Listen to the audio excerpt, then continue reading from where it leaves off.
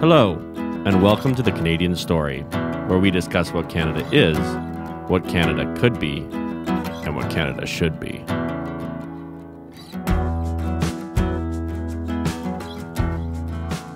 Hello, everyone. Welcome back to another episode of the Canadian Story. Thank you all so much for being here. We're very excited to have you, and we are very excited to have our first resident of New Zealand on the show, Miss Chantelle Baker. Chantelle, welcome to the show. Oh, thank you guys so much. So why don't you go ahead and brief just a little bit of your background and tell our listeners who you are and what you're all about so that they kind of know who they're listening to. Awesome. Sounds great. So yeah, my name's Chantelle and I started speaking out in New Zealand just before we introduced the mandate. So right before the mandates came in that saw a lot of people lose their jobs, I started doing just some videos online. My dad ran previously for politics. And so I'm quite, clued up politically in terms of what's going on geopolitically and then locally as well. So I realized there was a real gap here in New Zealand where we didn't have people that were speaking up on behalf of those who were going to lose their jobs and the people that were being oppressed. And so I started making videos just analysing some of the data that we were being fed and breaking down some of the studies. And they blew up quite big here in New Zealand. And then I was working and investing at the time. And so I ended up leaving that at the beginning of the year and going full time into just talking about this, creating videos, sharing the stories of different people around New Zealand and different issues that New Zealand was facing. And then in February, you guys had your incredible convoy and it inspired New Zealanders. And we ended up having our own convoy and it resulted in us camping at Parliament for 23 days. So I was there live streaming every day and informing people about what was going on. And a couple of days into that protest at Parliament, the police came in and were very violent towards the protesters, which is something that New Zealand hasn't seen before. And my live streams ended up going viral all around the world, showing what was happening in New Zealand. So it really just escalated things to another level. And ever since then, I've just been speaking out a lot. I've had the government try to oppress us in different ways. The media has come after me and my family in lots of different ways. And I've spent the last 2 months, I think, in Europe, traveling different parts of Europe, connecting with different people, including the farmers in the Netherlands. We ended up in Ukraine. So yeah, it's been a really adventurous last year of our lives for sure. And that's probably about me in a nutshell. Okay. Oh my goodness. There's so much to unpack there. I want to start though. Could we start on what your convoy was like? Because in Canada, depending on who you talk to, you get a lot of people here that downplay the convoy, and you get a lot of people who also downplay that it would ever inspire anyone else to do the same sort of thing. Even though we can see reports coming out of other places where it happened. So talk about what it was like coming from the perspective of someone who lives in New Zealand, seeing what was happening in Canada with our convoy, and tell us about what that did to the people of your country. Oh, people were absolutely inspired. Absolutely. People were sending me videos of the Canadian convoy and the Canadian truckers dancing and singing in the snow and all the beautiful stories of the man that didn't have a jacket being helped. And they were crying and sending me these and just saying how emotional they were, because it really touches the heart of what it is to be a human and what it is to just care enough that you're willing to sacrifice so much to just sit there in the snow and say, no, this is wrong and I'm going to care about my country. In Canada and New Zealand, we see ourselves as quite similar to Canada. Australia is probably our bigger, tougher brother, and we're the friendly cousin, and so, friendly brother or sister. So that's how we see ourselves. When we saw the Canadians standing up, and the Canadians are known to be such a peaceful, relaxed, easygoing, kind of people, it really did touch the heart of so many here in New Zealand. So we had, on our convoy, we had people flying the Canadian flag. There were lots of Canadian flags everywhere because people were just so excited, and it definitely inspired what happened here. The convoy was revolutionary for New Zealand. It's something that I've never seen before in my life. Thousands and thousands and thousands of people were actually lining the streets up and down the entire country. So as you'll know, New Zealand is 2 islands. So we had one convoy go from the far north and one from the far south, and then they both met in the middle, which is in Wellington. So some people camped at the top of the South Island and some people got the ferry across so that they could be in Wellington where the Parliament is. And all the way along, I was in the South Island convoy because I live in the south, and all the way along tiny little side streets, there'd be 100 people standing there in the middle of nowhere, in the middle of the country, because everyone's flocked out to wait at the side of their house for, 8 hours with little kids just waiting to wave the convoy on. Lots of them had Canadian flags and New Zealand flags. I mean, heaps of people carried signs just asking what the government was doing. It was an electric atmosphere, and that was absolutely inspired by Canada. I mean, here in New Zealand, the government has been trying to find out for the last, 10 months or 9 months who was in charge of the convoy. But the reality was, it wasn't one individual person. It was a whole lot of us that were all just shocked by what we'd been through, and then just felt this absolute pulse of incredible electricity when we saw what you guys had accomplished. And we just thought, we can do that too. We need to just keep this going and show governments they can't steamroll people. Did you find an observable change in your country around the convoy? So for us here in Canada, I'm going to have to rack my memory to remember exactly what happened, but a few things happened in very quick succession after the convoy arrived in Ottawa. There were premiers of provinces that said, you know what, we're going to lift lockdowns. We're going to take away the mandates, but it's not because of the convoy. There was an especially tyrannical premier who was talking about putting a tax on unvaccinated people for being unvaccinated. That went out the window as soon as the convoy went to Ottawa. But it wasn't about the convoy. We saw all of these things happen, within a week and a half, 2 weeks of the convoy arriving in our capital. Did you have a similar experience? Not as much in terms of the mandates being dropped on a local level, because here in New Zealand, a lot of it does stem from the government, and the local councils were heavily, radically left-leaning. And so there was a few mayors that stepped up. I think the mayor of Tauranga stepped up, and he didn't have mandates throughout, but the vast majority were following the mandates. After the protest ended, though, up in Wellington, after the 23 days, mandates were dropped across New Zealand within 3 weeks. So the Prime Minister dropped them all. Nothing to do with the protest, though. Of course. Nothing to do with the protest. Of course. No correlation. However, it was within 3 weeks of that happening. Yeah. So absolutely no connection. But yeah, they were dropped.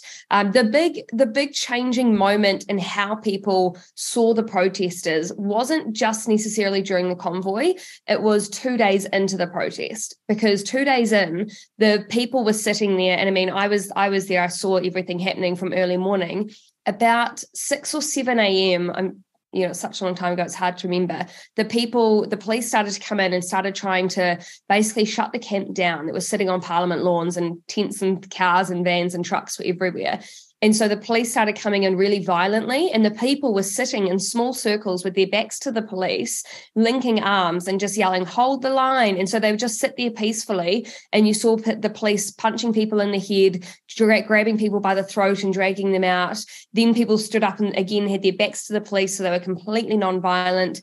And the police would come in and they would separate. They'd come in a line. So there'd be a whole line of police here, a line of protesters. They'd drive in, grab people by the hands, grab them by the legs, and drag them out. So they'd be all bloody, and people broke ribs, the whole lot.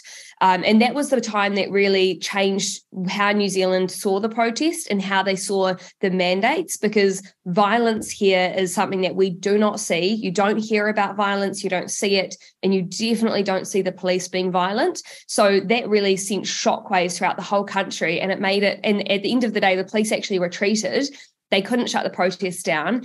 And the people of New Zealand, it went everywhere because people were disgusted at how they had been treated. And what it meant is the government then had to come up with a big publicity plan of how do we change the public perception, because right now the public were on side with the protesters. So that's when you saw people start to wear masks less. That's when people started to post on social media a lot more saying they stand with the protest. That's kind of what triggered a lot of the ripple effect, was actually when the police tried to be violent. Considering that your country, as you said, doesn't see a lot of violence, especially from police, why do you think the police escalated to that? What do you think was the driving factor behind that? Was it fear? I think it was a situation that they couldn't control. I mean, our Prime Minister is an absolute control freak, as I'm sure you guys know, and we'll get into this more later with some of the legislation that they're ramming through at the moment. But I think it was the fact that they couldn't control it and they didn't know who was in charge. And so all of that, they were like, right, we've got to shut this down really quickly. But what they forgot is people were upset at what the government had been doing. And this was hundreds of thousands of people across New Zealand were upset. It wasn't just the protesters that were there. And I think when the police went to act, they forgot how many people were going to see what they did. So they might have thought, oh, the people will get scared and they'll just go away. But instead, people just bravely held the line. Hundreds of people got arrested. And again, it was something completely unprecedented. So I think it comes down to more of the police not knowing how to handle that situation, and then the Prime Minister just wanting everyone off the lawn as quickly as possible. And that really backfired for her. Mm-hmm. Yeah, it sounds like it. So what is the temperature of the country now? Where do you guys stand on mandates? Where do you guys stand on masking and vaccination passports? I don't know. Did you ever have vaccination passports? We did here. Yeah, so that was the reason why people were protesting, is because of the vaccination passport. So they came in at the beginning of November is when people in healthcare lost their jobs and doctors lost their jobs. And then I think it was by December they had enacted full vaccine passports throughout the country. So people couldn't, you had 12-year-olds getting asked for a vaccination pass to go and play in time zone, which is just to play, the games where they shoot the balls through, like basketballs through the hoops and like an arcade. Like 12-year-olds had to be vaccinated to even go into an arcade. I mean, people that were like myself couldn't go into a restaurant, couldn't go into a cafe. Lots of places wouldn't even serve you takeaway if you weren't vaccinated. I mean, it was disgusting. It was really awful. And so what about now? Where does your country stand now on that sort of thing? Now everything has been dropped outside of the healthcare mask mandate. So people still have to mask in healthcare. Everything has been dropped for now. However, we've recently had adverts coming out for contact tracing positions for people that need to be able to work over Christmas and New Year's. So some of those ads for those kind of roles have gotten people a little bit more anxious again, thinking that maybe there'll be, a second wave of things coming to New Zealand. We recently had one of our councils reenact their mask mandates, even though they don't need to. So a couple of things like that as people are a little bit concerned, but as of yet, the government has dropped everything and they're recently passing legislation that gives them a little less power to enact another lockdown. So that's a benefit. Yeah. We're kind of seeing the same thing here. We're seeing some of our politicians and health advisors speak in the sort of language of, well, we don't want to have to. So, we don't want to have to put another mask mandate in. So we suggest you just put it on voluntarily, which of course sets them up to say, well, those damn unvaccinated didn't put their masks on and now everyone has to do it again. Do you really fear that you'll see all of that come back? Because I'm very aware it's happening later in Canada than I thought it was going to happen. I thought we were already going to be battling that right now today. It hasn't yet come to effect, but we are now starting to see, I believe, the beginning of kind of soft speaking those ideas back into society. Do you feel you're kind of sitting at the same place? Well, I mean, I don't have a TV, right? So I've eliminated a lot of the junk from my life. So what I follow on a lot is just what I read in the news online and all the different pages that I follow and all of the emails that I get from different news organizations. So I haven't seen them speaking as much of it into play. But what does worry me is the recent Asian summit they had, ASEAN, where Jacinda and Klaus Schwab were talking. And the result out of that whole entire talk and the couple of days that they had there over that summit was that they wanted people to enact vaccine passports for the future and for all travel. So that's the conversation that they're having at the moment. And I don't see how they're going to get people to agree with that unless there's another pandemic that gets people on board. So that kind of talk really concerns me a lot more than anything the media are saying locally. Yeah. So I have a couple of questions. So I've heard, I don't know this, but I know our listeners are into this kind of thing. I've heard that the Prime Minister is losing a lot of popularity in New Zealand. And you said that you ran for office. Do you want to share with our listeners what position you ran for and kind of the political landscape of the country in terms of, okay, these are the parties. This is how this left-wing leader was able to lock us down so much. And this is what's happening politically now. Absolutely. I didn't run for parliament. That was my father. My father was the leader of the New Conservative Party. So my father ran for parliament in the last election, but I haven't. Okay, sorry. No, that's okay. I might dress like a politician, but at the moment it's not an area that I'm remotely interested in hearing and listening to them argue all day long. I quite enjoy what we do. So at the moment, we've got a really radically left-leaning government in general in New Zealand. So even our right wing is more liberal, like more centre than they are right. So we don't really have right-wing opposition that's in parliament. They say that right-wing is national. However, they tend to be a lot more liberal-leaning, particularly under the new leadership, which is Christopher Luxon. He's a World Economic Forum follower, and he loves Bill Gates, and his dad's an ex-pharmaceutical rep. So we'll see how that right-wing style of governing goes. On the left, you've got, at the moment, we've got Labour. So Labour is a radical left party headed up by Jacinda Ardern. Unfortunately, we don't have a Senate, and so all that it means is that they need to win the majority, and then we have an elected dictatorship. So they've got over 50% vote. So at the moment, they can bring up a bill and pass it on their own right. It doesn't matter what anyone else says. You can't overturn it. It is what it is. And this is how Jacinda Ardern is allowed to push through so much legislation all at once. So right now, one of the most hotly contested bills is a bill called Three Waters. And it effectively takes the water rights and all of the entities from local governance, from our local councils, and merges it into a much larger state-owned enterprise. And people have sent over 88,000 submissions against this. And just yesterday, I think on Monday or Tuesday, they announced that Parliament was going into urgency because the Queen died. So what it meant under urgency is that they can now pass the bill from start to finish in a matter of a day, rather than it going through the select committee process and the long-term process and the democratic process that it's meant to. So under urgency over the last few days, they're actually looking at passing over 24 bills, including climate change bills, the restructuring of our dairy industry, firearms amendment bills, the Three Waters, the COVID bills, the whole lot. And they can get away with it, and we can't do anything to stop them. So our current parliament is made up of Labour, the Greens, and the Māori Party, who are all radical left-leaning parties. They're also pushing for racial segregation in New Zealand, but we can get into that later. And on the right-hand side, you've got ACT and National. So ACT is more of a liberal party, although he didn't stand up for people's right to personal freedom at the beginning of the pandemic. And then National is meant to be a right-wing party. However, as I said earlier, they seem to be more liberal when it comes to social policies and not your traditional right-wing. And traveling around Europe and meeting a lot of the different politicians that we met around Europe, what I would say is many other countries have a right wing. New Zealand doesn't really have a right wing, not a traditional right wing. We might have a few right wing politicians, but in terms of an overall right wing movement, it doesn't really exist here. And that's probably why we have so many of the issues that we're having. That sounds scary. Not ideal, to be honest. I guess in some ways, though, that's a huge opportunity.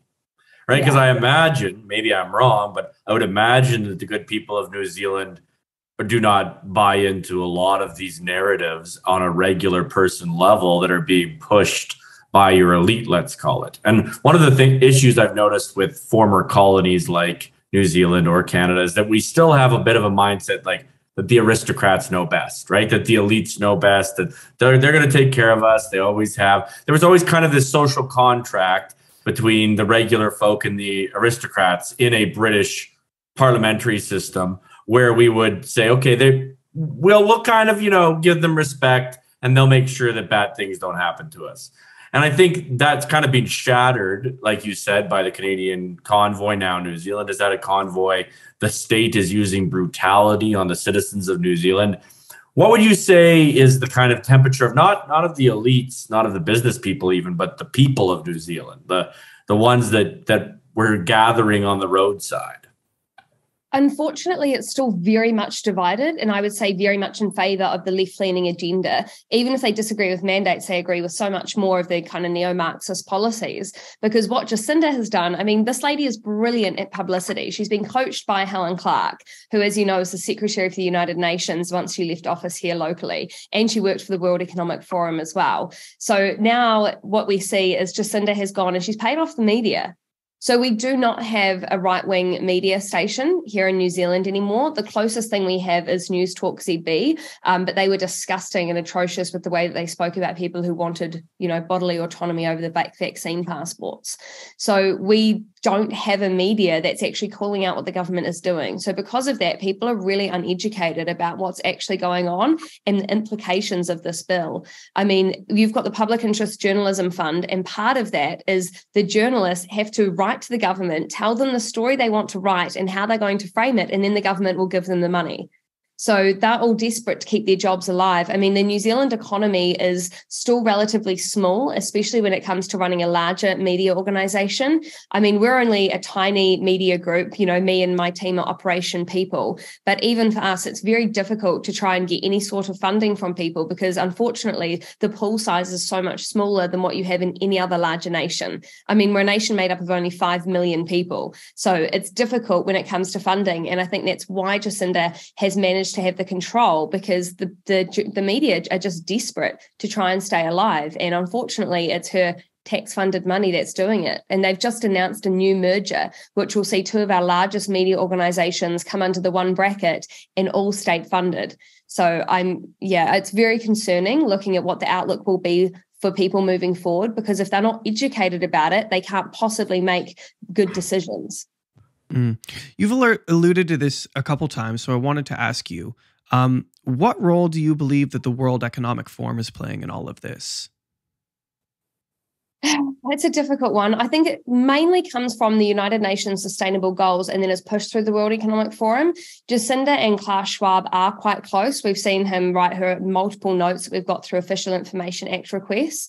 But what I see with the World Economic Forum is I see certain ideologies coming out of them, and they want the centralization of the system. So they want everyone to be under digital identity, digital currencies, and this type of rhetoric is being pushed quite heavily in New Zealand at the moment. One of the most recent bills that they're pushing under urgency as well is the Digital Trust Framework, which allows them to create a digital currency. And we are a nation that relies heavily on PayPass, on FPOS. We're not really a large cash-based nation. So we're kind of the perfect test pot when it comes to a CBDC. And after her recent conference over in the Asian Summit, I think that we will be one of the first countries to try and implement that locally. And I'm really concerned at the level of power and the level of government autonomy that would give Jacinda Ardern. Yeah, well, I don't know if you had this happen in New Zealand, but during our convoy, there were 2 different one was on GoFundMe, and I can't remember the name of the second platform. People were donating to this convoy to try to fund the people who were, burning diesel to go across the country. And, a lot of these people took their families with them because they couldn't just leave their kids at home for who knows how long this is going to take. And both of those funds, GoFundMes, were shut down, and a number of bank accounts were frozen by the Canadian government for donating, and they called it funding terrorism, which is just so, I don't even have words for that. And that is the danger, that we're not even yet operating under a central bank digital currency. And already we have seen an example in our country of how that might go badly. I don't understand why there seems to be support for that idea. Do you think it's, in the case of your country, do you think it's the way that the media is so bought and paid for by the government, and the government wants to push this through, so they'll pay the media to talk nice about it, and that's that? Is it as simple as that? Absolutely, it's grooming. It's the basic fundamentals of grooming someone to your idea. So they start it slowly and then they build upon it worse and worse and worse. During the protests, we saw this. So they would make up stories that were false. They would lie about the protesters just to try and make the protesters look bad. At one point, they said that the protesters had thrown feces on a police officer. The real story to that was a police officer felt some liquid on his face that he thought was urine, but turns out it was juice. And so that story then became protesters throwing feces at police. Another one, they said that the protesters threw acid on the police. What actually happened is a fellow police officer sprayed pepper spray and it got in that police officer's eyes. But all the people know is that, oh, the protesters were these filthy human beings. But you're just grooming the public. So then when they did eventually shut down the protest really violently on the last day, the public were okay with it because they already think you're bad people. Now, what we've had since the protest here in New Zealand is they've set up the Disinformation Project. Well, that was already going beforehand, but it's being ramped up and it's currently being funded directly from the Prime Minister's office to produce at least 2 different reports. Now, the Disinformation Project recently were on TV talking about domestic terrorism and some of the signs that you should look out for. If you're a white Christian female, What? yeah, if you braid your hair, that could be a sign of dangerous, violent extremism. People that talk online about eating healthily could be trying to actually pull you into a cult of dangerous, violent extremism. I mean, it's ridiculous. It's absolutely insane what they're pushing, but they're getting away with it. I mean, our national security advisor, Rebecca Kitteridge, she runs the NZSIS, I think. She is the one that came out saying, oh, we've made a booklet of 50 different signs to look for that someone may be turning into an extremist. And it's if they start talking about the government and saying how much they dislike the government. I mean, it's insane. I went to a talk down in Dunedin and I confronted the head of the Disinformation Project and I said, hold on, how do you classify disinformation? Because you have lied about me and you've called me pro the Kremlin, which is an absolute lie. That is defamation. So how do you classify disinformation? And she would not answer me. And she actually ended up running out of the room. And then Facebook took down the whole video because I was, wow. They took down the whole video. So this is the issue that we have. How does New Zealand cut through the noise and let people know what's going on when they can just control the narrative and suppress anyone that's speaking up? I mean, I am concerned that our government's going to try and enact anti-terrorism laws and they'll come after the likes of myself because I'm one of the largest independent voices. Well, I am the largest, to be honest, independent voice speaking up against the government here in New Zealand. And so it's really concerning. It's what is my future like? You know, what is the future like of me and my fiance? Are we going to be safe in New Zealand in the next 10 years? We genuinely don't know. We've been having to look at countries and saying, if we have to move, what does that look like? And how bad does it get here before we make that decision? Which is a horrible way to have to think about your life when I'm a reasonable person, but this government is acting in disgusting and unreasonable ways. So you have to think about how safe you are. So let me ask you a personal question. What made you step out into the fray? Like, why did you do it? Because I just knew that it was wrong. And I couldn't see anyone else that was doing it. I'd waited since our first lockdown to go, who is going to stand up and say that this is wrong? And the few groups that I saw speaking out, people were significantly older or they didn't come across well on social media. And I was waiting for someone who understood social media and was younger that would speak out, that would kind of help a lot of these voices understand, and no one did. And I kept having conversations with my sister and going, I really think that if I spoke out, it would help people because I just don't see anyone doing it. And she helped encourage me to speak out. But after that first video, I mean, I was still working my job and investing. I was paid great money. I loved my job, loved my life. I worked from home. It was fantastic. And I remember sitting at my computer, you know, just a mess, being like, am I about to lose all of my friends? Am I about to get fired? Have I sacrificed everything? And I did in a way, but at the end, but I didn't. I mean, I've gained so much from what I do, and it's been the most incredible, life-changing experience. And so I wouldn't take it back for anything in the world. And I just think that something was calling me to speak out, and I'm glad that it did. So I have a couple questions on that front. The first is very interesting because almost everyone we've talked to, and Zach can correct me if I'm wrong, has said exactly what you said. I lost everything, but I didn't lose anything. Yeah. Right? Because it turns out that when we stand up for what we believe in, we do what we know is right, it works. Right? Maybe we go to jail like some of Zach and I's friends, and maybe you do suffer for it. But the truth of the matter is, there's peace in your soul now. And again, I want you to share a little bit with the listeners of what that's like. What is it like to stand up for what you believe in? And the good side. Yeah, we all know people suffer, but what did it do to your soul? I just feel perfectly content. You know, I feel this calm peacefulness all the time. And I mean, we've had people come for me and my family. I mean, when we were in Ukraine, we had a whole lot of people campaigning the Ukrainian government. to say that we are paid by Russian Russian spies and to arrest us. So you go through these trials where it's difficult and it's scary, but then you come through the other side and you're just overwhelmed with love and support. I mean, people constantly message me and email me and call me sending support. We've got a small team which was so close, and it's meant I've ditched a lot of people in my life that I realized were only there because it was a superficial kind of life, you know? And I think we all crave meaning and we all crave something deeper. And a lot of us are living life going, this can't be all there is. There has to be something more. And I think speaking out has helped me see what that more is. It's actually helping people. It's helping give people a voice. It's looking after people. I mean, all of it is the most gratifying, incredible experience to go through. And the people you meet are just so lovely. I mean, I always say, and me and Dad say this constantly, you're just meeting the best of New Zealand. You know, it's the people that love their country. It's the people that will fight for their country. It's the people who care about others.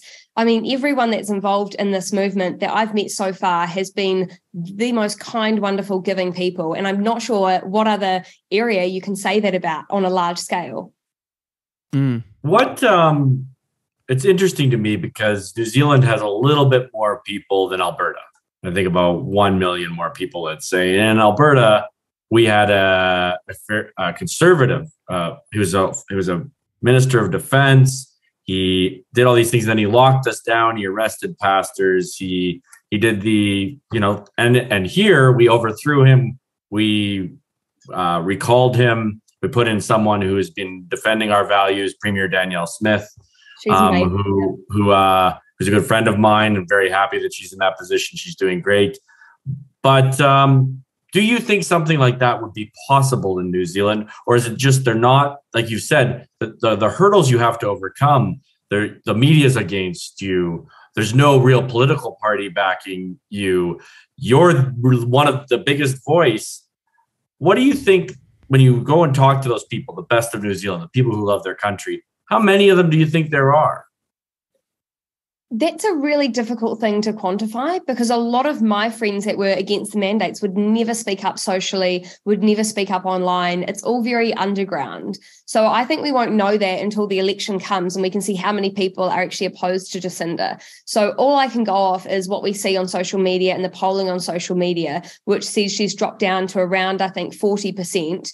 I think it's actually significantly lower than that because all of the comments on all of our newspaper organisations, all of our media has changed. All of it is against Jacinda and Labour and it's pro other groups. So it's a hard thing to know, but I don't think people are ready yet for their own version of Danielle. I almost think that might happen the next election cycle because right now I think people are still hoping that the opposition party will be the ones to save them. And unfortunately, I don't think that will be the case under their current leader. So I think New Zealand might have to go through a little bit more pain before they come out the other side and to start to really evaluate what would actually work. But also you have the same problem with a lot of the freedom-sized groups, the freedom-sided groups that you probably have around the world, which is it's very hard for that side to unite and it's really hard for them to come under one umbrella because they all have different levels of what they perceive to be true, right? Some people are down here on the scale, some people are over here. So trying to unite them all under one political banner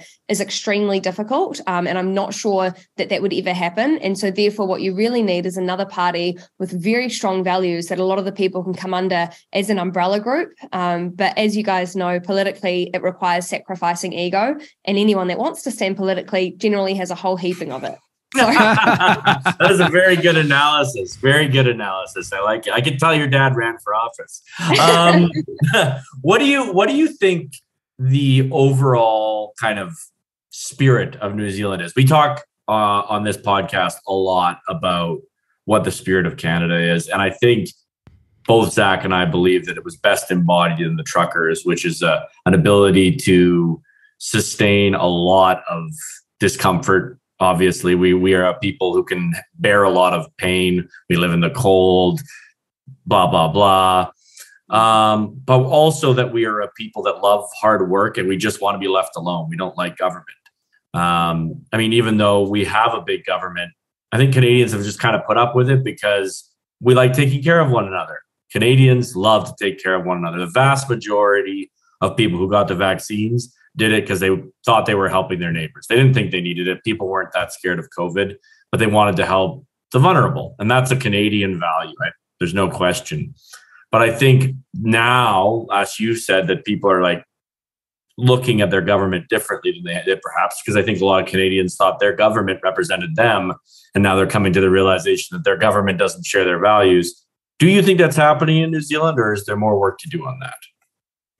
It is happening, but there's definitely more work to do. I mean, New Zealand is quite different from Alberta or from Canada in general, I would say, along those lines. I mean, we live in quite a warm climate for most of New Zealand. So we're more of like a barbecues on the beach type of people. Barbecues on the beach, your mates are there. I mean, the Polynesian side and the Māori side of New Zealand is very much community-based and family-orientated, the same with the Chinese and Indian sides of our communities. So they are very much about the family. And so the government manipulated the family side of people when it came to the jabs. So what they would say is, oh, do it for your whānau, do it for your grandmother, do it for your babies. Like they really pressurized people heavily. They were going and paying children. They were giving them $50 if they go and get the injection at school behind the backs of the parents.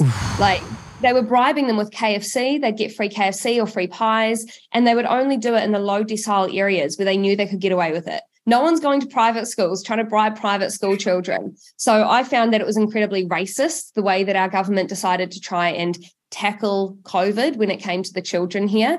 The spirit of New Zealand, we have had a really large, wide-reaching social security system in place for the last 30 years. So people rely on the government and people listen to the government because a lot of their income comes from the government for around 30% of New Zealand, which is a huge amount of people. So unfortunately, that's the lifestyle that they're used to, and trying to pull away from that comes with the fear of, will I lose my benefit? How am I going to support myself? And so New Zealand we've closed a lot of our factories. Everything's imported from offshore. We are not as sustainable as we used to be. And so people are really feeling the pinch at the moment. And I know our farming industry is going through the same thing with the carbon credits. If the government keeps squeezing, people just don't have anywhere to go. And so unfortunately, they just look on, okay, how can I get through this the easiest and the fastest way possible? I do see more people starting to turn. More people are speaking up. More people are angry. When I talk to people on the streets, because I do a lot of street-based interviews, people go, well, the media just lie to us. And so that I think is positive. People are starting to think critically, and that's all we can ask for. And I know on a personal note, that's all that we Operation People are trying to achieve, is getting people to think critically about what's going on and not just be led like lambs to the slaughter. So, yeah, I'm not sure if that answers your question in full, because I think like the spirit of New Zealand is more nuanced, almost depending on territory. I love that. And going deeper into that, Zach and I both run this media company, of which, the Canadian Story is our main product. And so we're very interested in how people listen to us, why they listen to us. You own a media company. I'm sure you pay a lot of attention to that. Your listeners are literally the reason for making your product. Are you seeing what kind of would you get 500,000 regularly? What kind of because you're the only voice. So I'm very interested in that.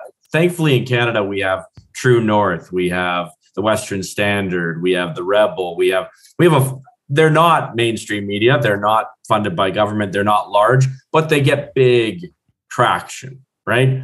So I imagine I'd just be interested, you could probably measure the temperature of the people by how much traction you're getting if you're the only voice. Honestly, no, because I get suppressed on every platform at the moment. So they just took down my page, which had 100,000 followers on it. So on there, I had a live stream that got 1 million people. I've had other videos that, got hundreds of thousands, and they just took down that entire page because I posted up a photo. They were coming after the protesters heavily in the media, a couple of months ago. And I posted up a photo of a friend of mine called Rob, who's in a wheelchair, and he was a healthcare worker. And I said, these are the protesters that I met.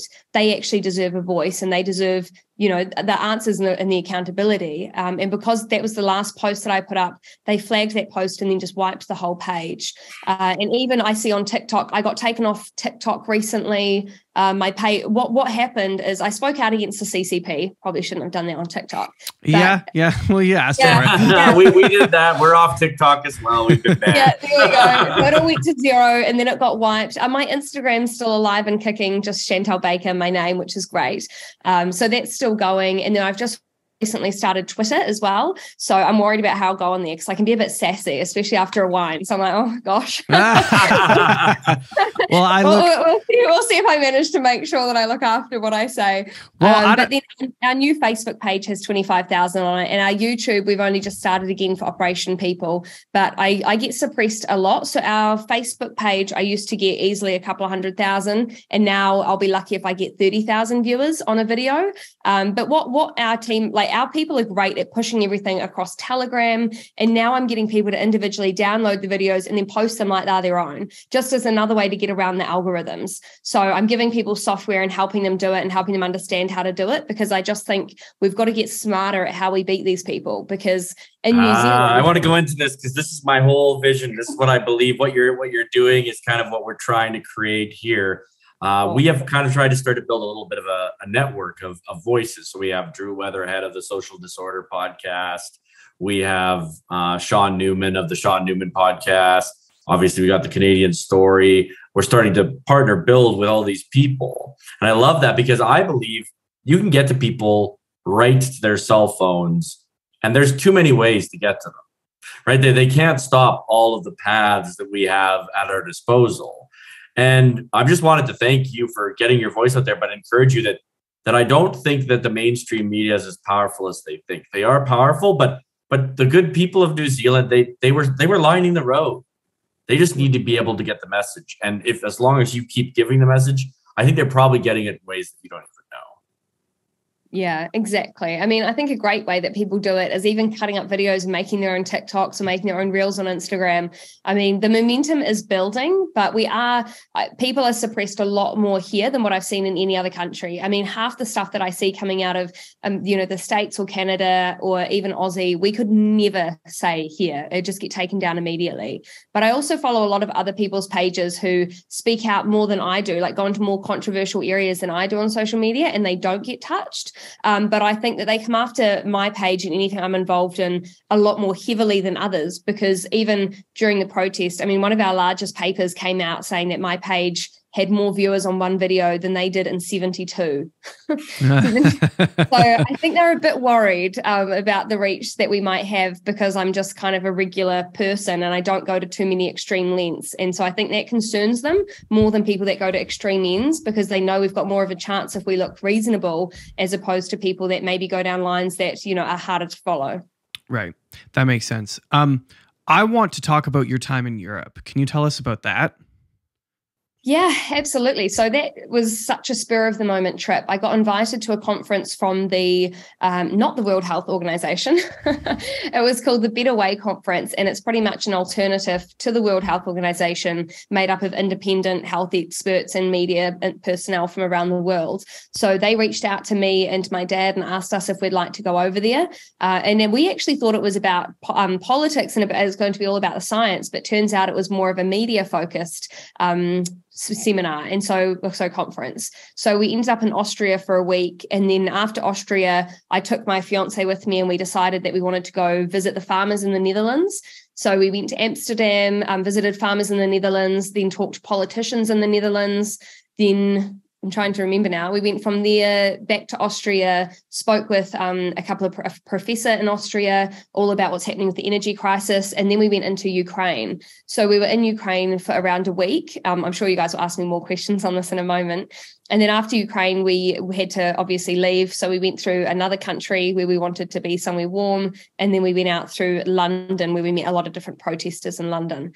So it was a very whirlwind trip. And I suppose we haven't put out most of our videos yet from that. So pretty much all of those are coming. So if people want to sign up to our website, we'll get emailed out all the different videos that we've made along the way. But Ukraine in particular was very intense because, and it's more of a mental, I would say it's more of a mental game. And I think this is built up by the media. You know, all you see is these horrible videos of all the atrocity happening in Ukraine. And yes, that is happening. But then there's other parts of Ukraine that are beautiful, where people are living their lives. They've got amazing food, amazing restaurants, and it's really bougie. You know, it's completely different to what I thought. So we flew from Austria into Moldova, into Chisinau in Moldova. And then from Moldova, we got the bus into Odessa, which is in the south of Ukraine. So it's right by the Black Sea. That experience was quite scary because you just don't know what you're headed into. I mean, we were dressed, we only carried one backpack each because we wanted to travel as light as we could. We had to leave our stuff in storage in Moldova, which is probably one of the worst place, like in Chisinau, which is one of the most terrifying places I've ever been in terms of it's just dodgy, you know, like you just don't know if your stuff's going to be safe. But we found a storage area. We trusted the guy. We had to leave all of our gear there and just took a backpack in on the bus. Right as we went to hop on the bus, a guy goes, "Oh, you know, they're dropping rockets from drones just all over Odessa today." And we're like, "What?" And like, yeah, there's just rockets hitting all over Odessa. And we're going, do we get on this bus? But I just really felt like we should. I really felt, no, you're meant to go. So we got on the bus and we're headed in there and we're both, you know, pretty scared. I mean, we're not soldiers or anything. We're just Kiwis that talk online. So we hop on the bus, head on in, and then we start making friends with the people on the bus. And they said, no, that's not happening.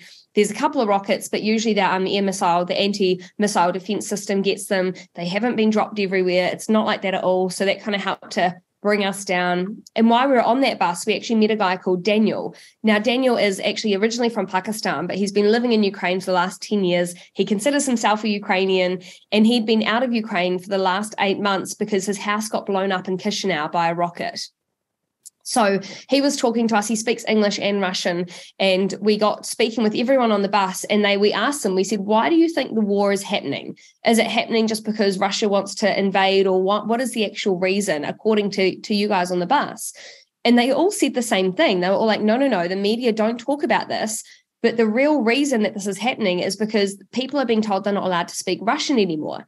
So the media and the government over the last 15 years has been on a real crusade to try and eliminate the Russian language from Ukraine. But a lot of these people grew up speaking Russian. A lot of them have family members who are Russian, like they might have a grandpa who's Russian, a grandmother who's Ukrainian. And so Russian is part of their culture and part of how they were raised. So they completely disagree with Putin invading. But what they're saying is he's actually here because the Russian language has been eliminated from TV. And it's almost like that critical race theory has actually been brought in by the media. And it's caused such a big divide that Putin's going, no, I'm going to come in and see if these border edges in which towns want to be absolved back into Russia.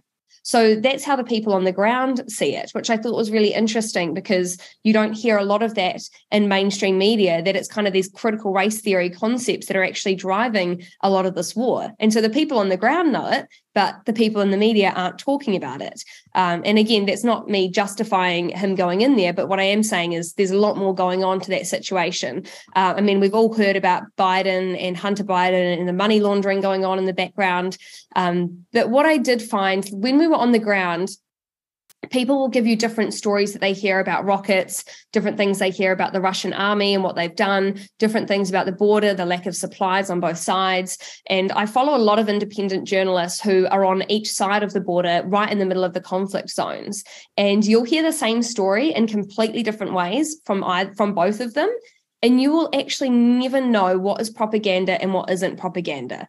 I mean, the Russians specialize in propaganda through the KGB, but the Ukrainians specialize in propaganda too. I mean, we were staying right beside an ex-KGB office, and I got a phone call from someone that's who runs a humanitarian office in Ukraine, and he said, be very, very careful what you say because there are a lot of spies in Ukraine, and they'll be listening to everything and following you guys. And that's from someone that's working on the humanitarian side for Ukraine in Ukraine. So it's not a black and white situation whatsoever. And I think you guys know that as well. There's so much that is happening behind this war. And for me to even just say, oh, I know I've got all the answers is completely false. I don't think anyone ever will. But it does make me very wary that the mainstream media are not talking about what Ukraine has actually done that has also played a big part in why Putin is there. Well, what makes me uncomfortable, especially after watching the way COVID was handled in the media in our country, as soon as Russia invaded, and I think it's important to kind of blanket statement that we don't love, like we're not supporting Putin going in anywhere and killing innocent people. Like that is never our position. It's never my position. But what was interesting was as soon as the invasion happened, there was a single streamlined narrative, crystal clear, nicely packaged, and just handed out in Canadian media that said, Ukraine is the good guy, Russia is the bad guy, shut up. That's it. Yeah. And it's interesting actually that you say that, Zach, because obviously Danielle Smith ran into a big problem at the very beginning because she's said similar, not quite what you said, but she said it's not a black and white conflict. And she was forced. Now, do I agree with her apologizing on this? No, but she was forced to apologize for what happened. Of course, I have my own perspective as someone who loves the Georgian people and is a very big proponent of the nation of Georgia, the people of Georgia, the culture of Georgia. They were invaded in 2008 by Putin, and 20% of their land is still occupied. Now, there's probably not a black and white there either, but like I know that one intimately well from the ground myself, right? And it's interesting because I don't think Putin has to be a good guy for there to be bad guys across the board on this situation, right? I think Putin is a bad man. I think he's done bad things. I think he's a dictator, and I want to make that utterly clear. The freedom movement cannot support a dictator.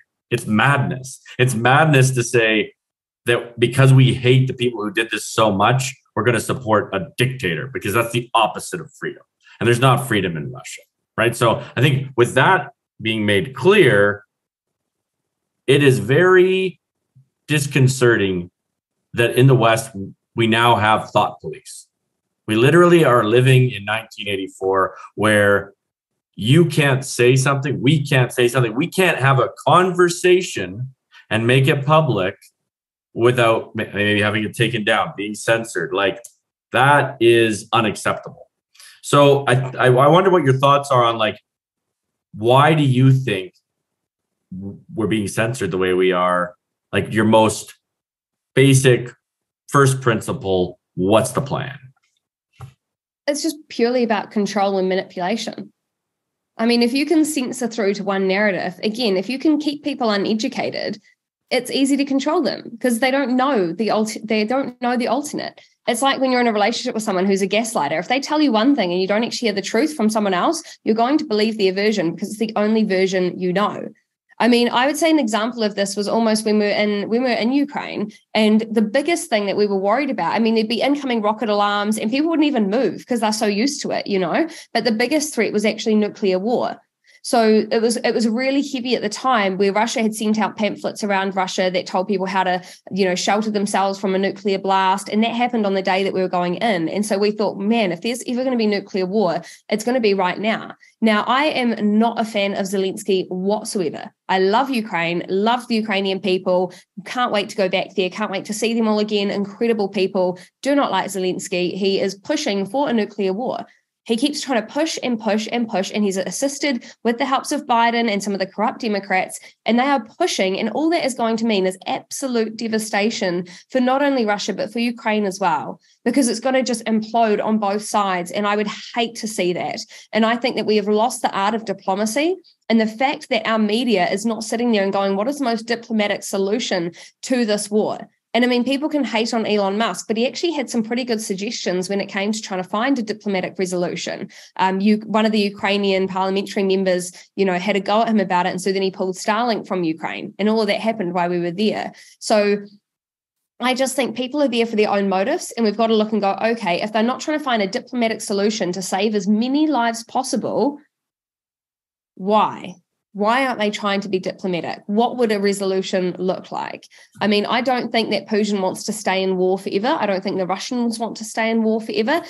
Ukraine can't afford it, and we can't afford to keep paying for them. So why are we not all pushing for a diplomatic solution? But there is a lot of propaganda coming out on both sides. And unfortunately, with the control of the media, that will always happen. And one side of me does understand it, right? Particularly if it's a conflict zone, because if you can control that narrative, you steer the people one way. So if you're if it's a conflict, that's a benefit because you've got the whole nation on board with what you're wanting to do for the country in a war. But now you've got to take that concept and go, okay, they've also weaponized words. So how do they pretend that we're in a conflict in a war zone locally? And how do they weaponize people to then control them in the same format? And I think that's what a lot of us are seeing on the ground in our individual nations. Yeah. What did you learn from the Ukraine people? They are a people who are facing an insane amount of pressure and trial. And there is always something beautiful that happens to people when they go through fire. What did you learn from those people? They are incredibly resilient and they are very strong and they are 100% determined that they're going to win. That was what was interesting. Not one of them is like, oh, I'm quite frightened of Russia. Like a couple of them were scared, but they're like, no, Ukraine will win. And they all had that mindset. And we spoke to one of the young soldiers there, and he said, we will win because this is our home, so we will sacrifice anything. For the Russians, this isn't their home. So it's not their sacrifice. And I can understand that from his perspective. However, Putin's talked about it like a civil war, which means he sees Ukraine as part of Russia. So you don't know if the Russians are also seeing Ukraine as part of Russia from that end as well. But what I did learn is, you've got these young 17-year-olds, right? We spoke to a group of school kids that were just playing basketball outside their apartment building. There's maybe 20 of them. And they look so young and they look so small, they're skinny, wee kids just playing their basketball.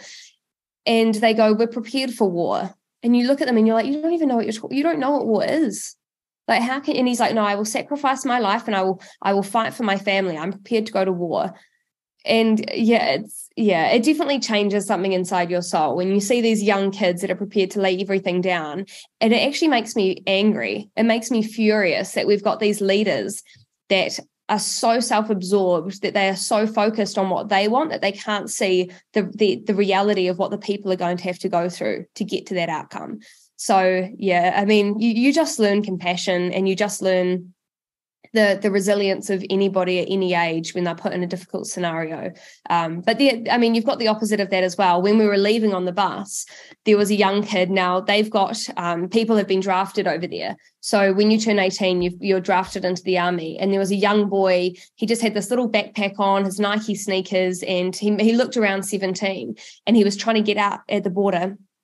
And they stopped him on his very last stop. He had to go through about 5 different stops to even get to that point, right? So he'd gone through all of the different military stops. And then right at the end at customs, they denied him leaving because they said he was too close to turning 18 and he had to get off the bus and got sent back in.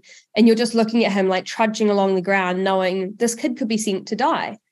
This kid could have to go and sacrifice his life and all he wants to do is be a child, So it's quite soul-crushing, I think, on all sides. And I think the same on the Russian side as well.